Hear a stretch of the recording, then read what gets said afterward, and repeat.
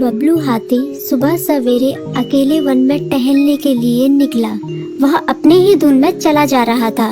लगता था उसके दिमाग में कोई उलझन है जिसे वह सुलझाने की कोशिश कर रहा था।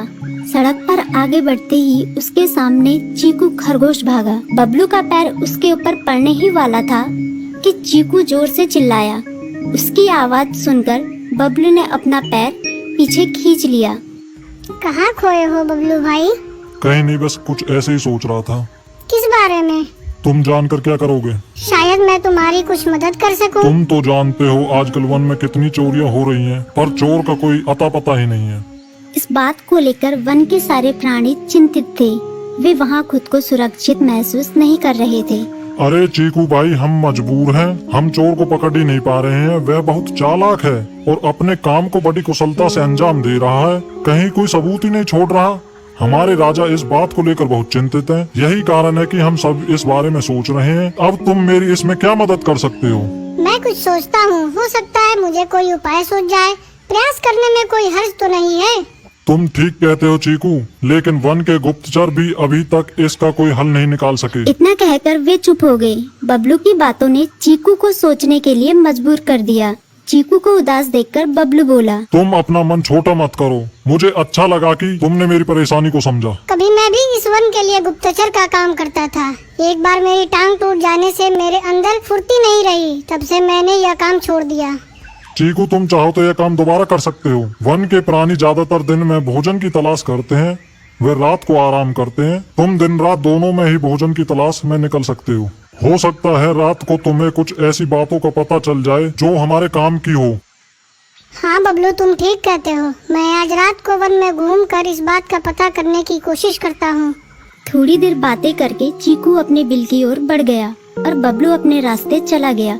चीकू के दिमाग में अभी तक बबलू की कई बातें घूम रही थी। उसे समझ नहीं आ रहा था वह बबलू की मदद कैसे करे। दिन भर वह उसी उधेड़-बुन में लगा रहा।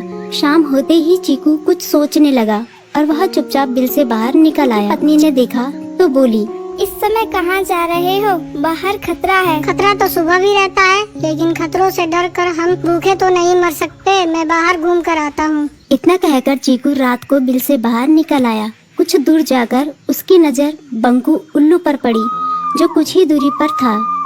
वह पेड़ की डाल पर बैठा अपनी गर्दन चारों तरफ घुमा रहा था। वह तेजी से पेड़ की एक डाल से दूसरी डाल पर उड़ रहा था। बंकू की नजर उस पर नहीं पड़ी थी। कुछ सोचकर चीकू पेड़ के पीछे से बाहर निकलकर थोड़ी खुली जगह पर आ गया और वहां से बंकू उल्लू को देखने लगा। बंकू ने चीकू को अंधेरे में भी देख लिया, पर उसने उसमें कोई उत्सुकता नहीं दिखाई और अपनी गर्दन चारों ओर घुमाता रहा। चीकू बड़ी देर तक बंकू की हरकतों पर नजर रखे रहा। वह थोड़ी देर तक खुले मैदान में खड़ा रहा, पर बंकू ने उसे देखकर भी अनदेखा कर दिया। उसने महसूस किया कि बंकू के आसपास चमकू चमगादड़ भी मंडरा रहा था। कुछ देर वन में घूमने के बाद चीकू अपने बिल में लौट आया और सुबह होने का इंतजार करने लगा। अगली सुबह बबलू उसी रास्ते में जा रहा था। रास्ते में चीकू उसका इंतजार कर रहा था। आज बड़ी जल्दी आ गए बबलू। हाँ, आजकल मुझे चिंता की वजह से नींद नहीं आती। कोई नई खबर है क्या? यकीन से तो मैं नहीं कह सकता, पर मैं तुम्हें ऐसे प्राणी का नाम बता सकता हूँ जो शायद चोरों की मदद कर रहा है। कौन है वो? बंकू उल्लू। इतना कहकर चीकू ने रात की घटना उसे ज्यों की त्यों सुना दी। इसे सुनकर बबलू का माथा ठनका। बबलू की आंखें चौंधिया गई। तुम ठीक कह रहे हो। मुझे आज रात बंकू और चमकू पर नजर रखनी होगी। इतना कहकर वे दोनों अपने अपने रास्ते चले गए। बबलू रात को अपने साथियों के साथ बंकू पर नजर गड़ाए रहा। उसकी संदिग्ध गतिविधियों को देखकर बबलू ने उसे उसके साथियों चंकी और संकी लोमड़ के साथ पकड़ लिया। बबलू ने सख्ती से पूछताछ करनी शुरू कर दी।